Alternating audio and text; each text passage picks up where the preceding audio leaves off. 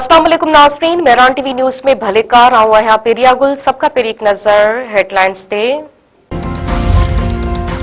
Pakistani Saudi अरब इक़्तिसादी ताउन framework launch करण जो ऐलान करे छडि॒यो।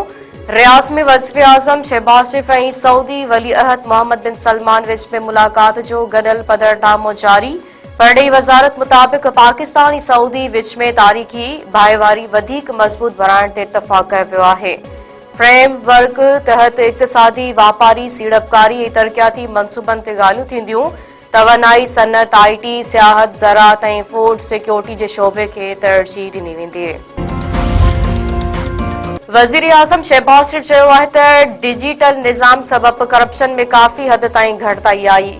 ग़लतियुनि मां सबक़ सिखी अॻिते वधी रहिया आहियूं। पाकिस्तान ऐं सऊदी अरब विच में भाइराणा ऐं मज़बूत लाॻापा क़ाइम आहिनि, जेके वक़्त सां गॾु वधीक मुस्तहकम थी रहिया आहिनि। सऊदी अरब में फ्यूचर समिट कॉन्फ्रेंस खे ख़िताब कंदे वज़ीर आज़म शहबाज शरीफ़ चयो त पाकिस्तान ख़िते में मुआशी ताउन ऐं तरक़ी लाइ पुरज़म आहे। पाकिस्तान में बैरूनी सीड़पकारनि लाइ बेशुमार मौक़िया मौजूद आहिनि, छो त मुल्क कुदरती वसीलनि सां मालामाल आहे। दुनिया खे पंहिंजी ग़लतियुनि मां सबक़ सिखी अॻिते वधणो पवंदो, जीअं पाइदार तरक़ी मुमकिन बणाए सघिजे।